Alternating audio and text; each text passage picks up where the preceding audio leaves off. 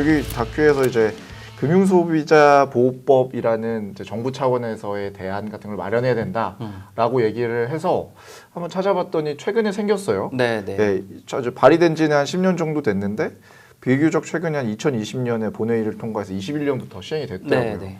간단히 좀 설명해 주실 수 있을까요? 이제 금융 상품을 팔 때 뭐 이렇게 꼭 지켜야 되는 원칙들 이런 것들이 과거에 뭐 파생 상품이나 이렇게 고위험 상품에는 항상 있었거든요. 네. 예를 들어 적정성의 원칙, 뭐 적합성의 원칙, 뭐 이런 것들 말도 좀 어렵죠. 네. 이런 원칙들을 지키라고 있었는데 이거를 그런 특정 상품만 하지 않고 모든 금융 상품에서 이런 원칙에 따라서 판매를 해야 된다. 네. 이게 골자고요. 실질적으로 이제 회사의 입장에서는 금융 소비자를 보호하기 위한 조직을 따로 만들고 네. 그 조직이 이 상품을 개인 투자자한테 팔 수 있는지 없는지도 결정을 할 수가 있어요. 그게 되게 네. 중요한 역할을 하고 그러네요. 또 하나는 이제 소비자한테 무엇을 알려드릴 건가도 결정을 하고 그다음 이제 판매할 때 절차 같은 걸 결정을 합니다. 그래서 뭐 이렇게 하는 거죠. 투자자 성향을 파악을 하고 투자자가 보수적인 투자를 원하면 공격적인 투자 상품은 권하지 않고 지금 할 건지 자금의 규모 혹은 자기 자산에서 얼마를 쓸 건지 이런 것들을 다 설문해서 그에 맞는 투자자에게 맞는 내용을 권해야 된다. 네. 그리고 뭐 과장 광고하면 안 되고 그다음 뭐 부당하게 권유하면 안 되고 이런 것들이 들어가 있고요. 네. 사실 또 직원의 입장에서는 뭔가 특정 업무를 진행할 때 처리된 서류랑 프로세스가 상당히 길어졌다. 네. 그렇겠네요. 이렇게 이해하면 되는 거죠. 네. 직원들의 입장이니까 네.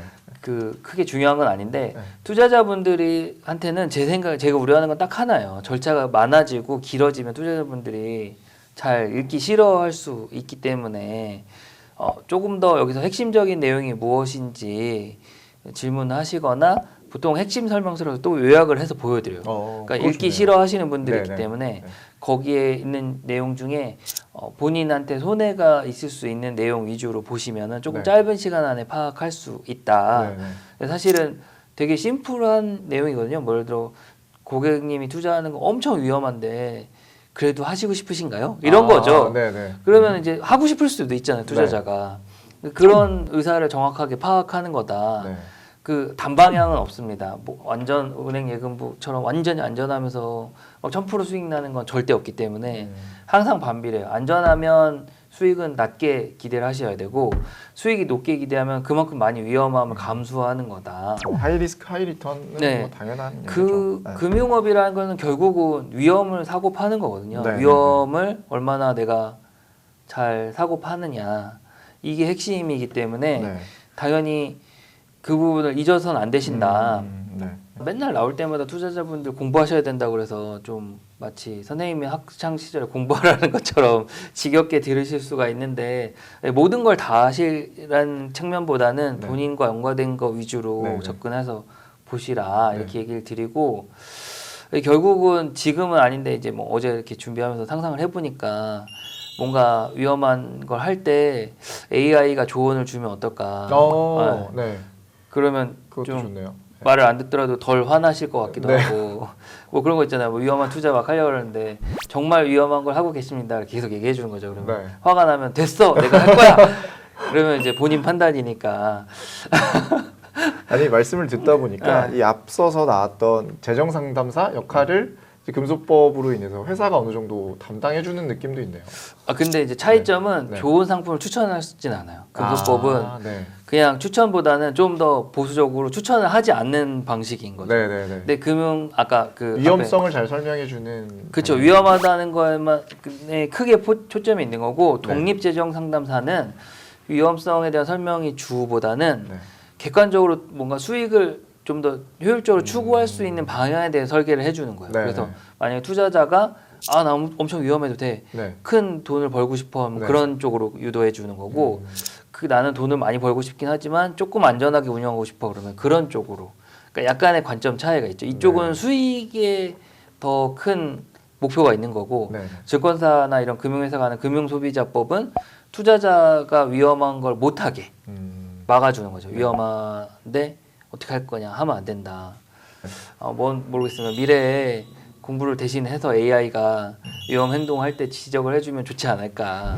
네. 어떻게 보면 또 사람 면대면으로 얘기를 하게 되면 이 사람이 뭔가 나한테 상품을 그쵸, 팔기 그쵸. 위해서 하는 거 아니야? 라는 네. 생각을 할 수도 있겠지만 말씀하신 대로 AI가 대체한다면 네.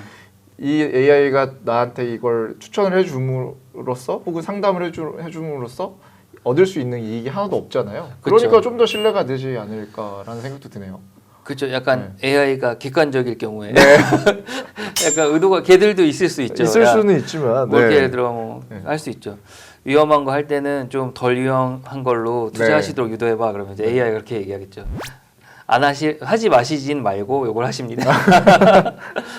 근데 어쨌든 요즘에 워낙 AI 급격히 발달하고 있어서 네. 위험 행동에 대해서 조언을 주는 서비스 같은 게 있으면 좋겠다 그런 생각은 했어요. 대부분 이제 제가 하는 거는 이제 직접 투자잖아요. 네. 막 자기가 샀다 팔았다. 대부분 돈을 잃는 고객분들의 패턴이 조금 있어요. 네. 뭐 이럴 때 그 돈을 잃는 거죠. 뭐 그래서 그런 걸 좀 자기들이 생각하고 투자를 해야겠다 이 정도 생각은 했지만 네. 모르겠습니다. 미래에 또 누가 만들 수도 있으니까. 네. 이 다큐에서 이제 결국 얘기하고자 하는 부분이 여기인 것 같은데요. 청소년들의 금융지능을 좀 제도적으로 키워줘야 될 부분이 있다라는 얘기도 나옵니다. 근데 개인적으로 되게 많이 동의하는 부분이고 나중에 제 아이들에게도 이런 꼭 금융교육을 시켜줘야겠다는 생각도 있었거든요. 네. 제가 어디 책에서 봤는데 그 유태인 민족들은 이제 성인식과 비슷하게 한 15살 정도가 되면 주변에 친척들이 돈을 모아서 이 아이한테 준대요. 그래서 이 아이는 그때부터 이제 돈을 관리하는 걸 이제 배우는 거죠. 그래서 남한테 돈을 빌려주기도 하고 투자도 해보고 이자도 받고 그게 이제 자연스럽게 금융교육이 학습이 된다고 하더라고요. 그래서 이거 참 좋은 제도다라는 생각을 했고요. 근데 이제 팀장님 같은 경우는 이제 이런 거에 굉장히 밀접하시니까 네. 팀장님만의 개인적으로 이렇게 가지고 있는 자녀 교육 팁 같은 게 있으신지 궁금해요. 일단은 저도 다 공감을 하고요. 네. 자녀한테 금융교육 꼭 해야 된다 네. 생각을 하는데 시청자 중에 자녀가 있으신 분은 공감 아마도 하실 것 같은데 자녀들은 부모의 말을 듣지 않습니다. 제가 뭐 조언을 해도 네. 그게 어떤 선생님한테 듣는 거랑은 또 좀 다른 거죠. 그렇지만 영향이 없는 건 아닌데 어떤 이렇게 학습의 측면에서는 좀 뭔가 안 되는 것 같고 그냥 이렇게 경험적으로 이렇게 해보자 저렇게 해보자 위주로 하고 있고 사실은 조금 뭐 핑계이긴 한데 뭐 회사 생활이 바빠서 잘 케어하지 못했다 이렇게 생각은 하는데 경험을 좀 많이 해보게 해주려고 하는 생각은 있어요. 그래서 자기가 은행 계좌도 직접 좀 터보게 해주고 싶고 그 주식도 좀 사고 팔아보게 해주고 싶고 이런 생각인데 실천에 아직 옮기지 못했습니다. 그게 요즘은 제도가 많이 바뀌어갖고 자녀 계좌 개설 증권사에서 하는 게 좀 쉬워졌는데 옛날에는 좀 서류도 복잡하고 그래서 어린이나 청소년 그 대학생들한테 금융 관련해서 기회를 주고 경험을 쌓게 해주는 건 당연히 필요하다고 생각하거든요. 왜냐면 뭐랄까 예전에 부모님들 세대 때는 아주 초창기 부모님 세대 때는 금리가 너무 좋으니까 예금을 해도 돈을 버실 수가 있었죠. 그런데 그런 시절은 이제 갔단 말이죠. 그리고 그 다음은 이제 부동산 투자를 했을 때 실패하신 적이 단 한 번도 없거든요. 한국이 부동산 신화가 있는 이유가 그 예전에 투자하셨던 분들 중에 부동산 실패한 적이 한 번도 없기 때문에 당연히 이건 잘 되는 투자라는 인식이 사회에 깔려 있는 거죠. 그렇다면 지금의 우리를 돌아보면 어쨌든 저축이 중요하지만 저축만으로 부모님 세대처럼 벌 수 있냐 이거에 대해서는 모두가 부정적인 거고 부동산도 당연히 투자하면 좋다는 거 알지만 부동산에 투자할 만큼 자금이 모이는데 소요되는 시간이 엄청 오래 걸리는 거잖아요. 뭐 안 될 수도 있고 부동산에 따라 엄청 말도 안 되는 가격의 부동산들 많으니까 그렇게 보면은 결국은 어느 순간에는 이런 금융 투자를 어느 정도 할 수 있어야 된다. 그걸 어떻게 무엇을 하는지 준비가 되어 있어야 되는데 사실 사회에서는 지금 가르치고 있지 않는 거죠. 그래서 그런 부분을 좀 가르쳐 줬으면 좋겠다. 그래서 사실 저도 개인적으로 물론 회사 일 방향성이지만 이런 금융 투자 교육을 할 수 있는 서비스에 대한 고민을 계속 하고 있거든요. 그래서 언젠가 이렇게 제가 준비가 되면 이제 뭐 청소년이나 대학생들한테 이렇게 투자에 접근하는 어떤 교육 프로그램 운영이 됐으면 좋겠다 이렇게 생각을 하죠. 그리고 뭐 사실은 성인을 위한 것도 어느 정도는 필요하다고 생각을 하고 있고요. 결국 앞에 제가 막 공부 많이 얘기 드렸는데 그 한국인 특성이 자습보다는 학원 위주의 학습에 강하기 그렇죠. 때문에 네. 그렇게 주입식 교육이죠. 주입식 교육 네. 그게 꼭 저는 꼭 나쁜 것 같지는 않거든요. 네. 주입식 교육도 어느 때 필요하니까 그런 게 있으면 좋겠다. 그런 생각을 합니다. 이게 좀 번외로 요즘 아이들 교육비가 굉장히 비싸잖아요. 네. 그래서 그 돈으로 차라리 주식이나 뭐 부동산이나 이런 걸 사주면 그게 이제 향후에 이 아이들이 커가지고 성인이 됐을 때 교육보다도 더 큰 힘이 될 거다라는 시각도 있어요. 이거에 대해서 좀 어떻게 생각하시나요? 사실 저도 한때는 약간 이게 그렇게 학원비에 엄청 돈을 많이 쓰는 것보다 그렇게 투자해 주는 게 낫지 않나? 이런 생각을 하긴 했어요. 근데 네. 조금 이제 자녀가 크고 느끼기에는 물론 이제 학원이 꼭 정답이란 표현은 아니지만 뭔가 직접적으로 자녀한테 돈을 주는 것도 좋지만 스스로 돈을 관리해서 돈을 벌 수 있는 기술을 알려주는 게 더 중요하지 않나? 이런 네. 생각을 많이 한 거죠. 네. 그래서 결국은 제가 부모지만 영원히 자녀를 계속 케어할 수가 없잖아요. 그렇죠. 그러니까 오히려 제가 케어를 받을 확률이 있는 거죠. 노인이 네네. 되면. 그래서 스스로 사회 일원으로 자기 스스로 할 수 있는 역량이 길러지는 게 더 중요하다. 네. 물론 이제 그렇게 물려줄 수 있는 재산이 없기 때문에 이렇게 얘기하는 것도 있지만 스스로 할 수 있는 거에 좀 더 투자가 되는 게 좋겠다. 이런 스스로 생각을 할 수 하죠. 있는데. 네. 네. 그래서 이제 어떤 분은 자녀가 이제 대학생 성인이 돼가지고 네. 그 월세 구하는 거 같은 거 본인이 해보라고 하셨더라고요. 그래서 네네. 중요하죠. 뭐 결론적으로는 조금 불리한 계약을 맺고 왔는데 네. 그분 생각도 같은 거더라고요. 본인이 부딪혀봐야 네. 이제 그럼 사고를 칠 수도 있잖아요. 그렇죠. 그때 내가 수습해 준다. 이건 좀 좋은 아이디어였던 것 같아요. 네. 그 다 해주시는 게 전혀 좋지 않다고 생각하고 있거든요. 네. 저는 뭔가 스스로 좀 많이 해보는 게 좋다. 네. 그래서 결론은 물려주는 것보다는 이제 부모님이 좀 적당히 쓰시고 자녀에게 그 뭐 경험을 쌓는데 좀 투자를 해주시는 게 좋을 네. 것 같다. 그런 금융 지능을 길러주는 게 좀 중요한 것 같습니다. 네. 저도 사실은 이제 집을 서울에 와서 원래 고향은 지방인데 네. 집을 구해 본다고 여러 번 다니기도 해보고 집도 여러 군데 가서 계약도 해보고 하니까 이게 집을 볼 때는 뭐가 중요한지 자연스럽게 알게 되더라고요. 그렇죠. 근데 물론 그걸 알기 전까지는 처음에는 잘못 계약을 하기도 하고 집이 너무 좋은데 창문을 열면 바로 옆집 벽이 보이는 막 그런 경우도 있고 막 그랬거든요. 근데 살다 보니까 뭐가 중요하구나, 뭘 체크해야 되는구나. 자연스럽게 알게 되는 것 같습니다. 네. 그런 게 정말 생활에는 필요한 거잖아요. 맞아요. 살면서 그런 게 필요한 거니까 네. 그런 걸 좀 알아야 된다 이렇게 생각을 그렇죠. 했죠. 그런 걸 좀 알아야 돼요. 네. 네. 오늘 얘기 나눠봤는데 네. 금융지능은 있는가라고 주제로 해서 네. 되게 솔깃해서 봤지만 네. 사실은 좀 다른 부분이 많았던 것 같습니다. 네. 어떻게 보셨나요?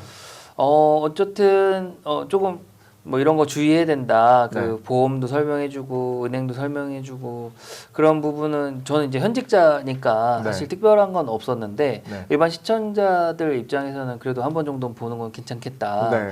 거기 보면 이렇게 펀드도 주의할 점도 좀 설명이 되고 해서 물론 이제 과거 거라는 걸 염두에 두시고 보셔야 되지만 한 번 정도는 보는 것도 괜찮다 이런 네. 느낌이 있었고 네. 아까 제가 집착하던 금융지능 금융지능. 그런 게 있는 것 같다 네. 이렇게 제가 얘기도 했고 문득 이제 오늘 소감에 대해서 생각을 해보니까 제가 만나본 소위 자수성가한 돈이 있는 성공한 분들 네. 보면 몇 가지 특징이 있는 것 같긴 해요. 일단은 관심이 많아요. 그 뭔가 투자하는 거에 대해서 그냥 보다는 엄청 관심이 많다. 네. 마치 아이돌 뭐 극성 팬이 아이돌에 대해서 파고드는 것처럼 그런 부분에서 진짜 파고드는 게 있어요. 그래서 집중하고 네. 파고드는 능력 그런 것들이 금융 투자에도 확실히 플러스가 되고 네. 네. 그다음 약간은 뭔가 해야 되는 일을 꼭 해야 되는 성향의 분들이 있잖아요. 직성이 풀린다는 그렇죠. 식으로 네. 그런 분들이 금융 투자에 좀 적합했던 것 같아요. 그래서 뭐 지금 내가 투자하고 싶으면 지금 당장 해야 되는 거예요. 네. 우리가 저도 약간 게으른 편이어서 이거 투자해야지 그래서 근데 오늘은 못하니까 내일 해야지 이런 생각도 하거든요. 부자인 분들은 그렇지 않습니다. 지금 실행력이 또. 어떻게든 수단과 방법을 가리지 않고 지금 해야겠다 이 생각이 되게 강해요. 네. 그래서 그런 특징 그리고 마지막은 약간 용기도 있으신 것 같아요. 네. 그러니까 그 리만 우리 소재로 많이 했었잖아요. 리만 네네. 할 때 그 달러 금리 엄청 많이 오르잖아요. 그때 들은 얘기 중에 개인 사업을 하시던 분인데 그 직전에 뭔가 사업을 팔아갖고 현금을 엄청 마련한 다음에 그 위기가 왔을 때 다 외화 자산으로 바꿨대요. 네. 그래서 그 사업체를 팔고 남은 그 엄청난 큰 돈을 네. 그런 금융 투자를 해가지고 네. 그 2배, 3배가 된 거죠. 근데 상식적으로 자기가 했던 모든 사업체를 팔고 난 그 돈을 네. 원금 훨씬 이상 잃을 수 있는 투자에 과감하게 투자한다는 거는 일반인은 못하는 거거든요. 그렇죠. 네. 그런 과감성이 네. 어느 정도는 필요하다. 일반인은 사업체가 일단 없죠. 네, 근데 네. 순서를 틀리시면 안 돼요. 네네. 앞에 그런 집중하고 이런 게 되는 분들이 과감성이 중요한 거지. 이 과감성만 있으신 분들은 큰일 납니다. 그런 분들도 오히려 많거든요. 네. 그냥 인생은 한 방이야 이렇게 해가지고 몰빵. 야수의 심장으로.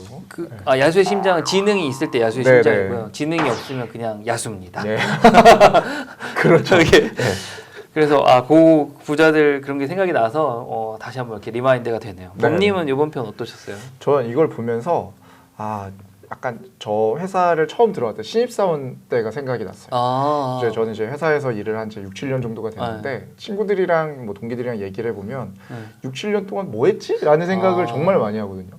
돈을 막 엄청나게 많이 모은 것도 아니고 그렇다고 그 돈을 펑펑 써본 것 같지도 않고 이런 생각이 드는데 이 재테크를 어디서부터 공부하지? 라는 생각을 하다가 그냥 지금부터 공부를 해야겠구나. 네.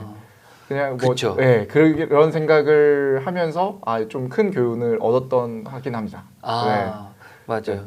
재테크 저도 실천을 못했는데 네. 제가 들은 것 중에 하나는 네.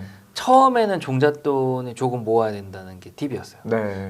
좀 재산이 있으신 분이었는데 그분이 금융 투자를 본업처럼 하시거든요. 전업 투자자. 근데 그 얘기는 했었어요.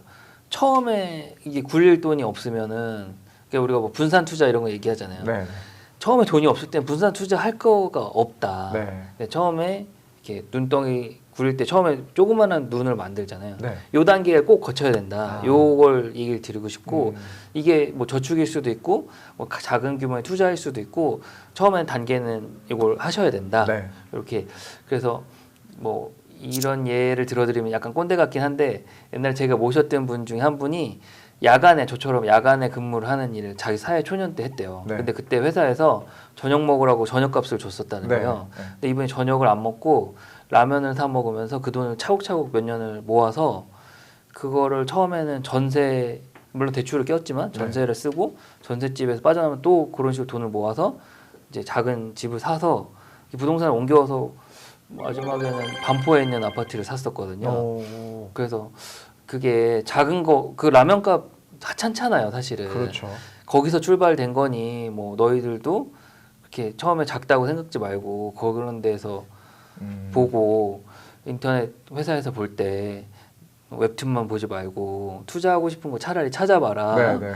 그래서 약간 뭐 소위 요즘 말하는 꼰대 같은 느낌이었지만 거기 큰 팁은 작은 금액에서도 출발은 할 수 있다. 이 부분을 우리가 많이 간과하는 것 같아요. 요새 뭐 뭔가 얘기 들어보면 뭐 1억은 참 흔한 듯한 느낌이지만 그렇죠. 사실은 시작은 처음엔 작다. 네. 이 부분을 너무 이렇게 아쉽게 생각하실 필요는 없는 것 같아요. 네. 그분이 그래서 부동산 성공했다고 저희한테 자랑한 거죠. 네. 뭐 이렇게 범님하고 저랑 이렇게 오늘 3부 이렇게 금융 진행에 대해서 좀 살펴봤고 이제 다음 시간 이제 저희가 준비해야 되니까 오늘 이렇게 인사를 하고 마무리 할까 하거든요. 네. 달러헌터 시청자 여러분 다음 시간에 만나요. 안녕. 안녕.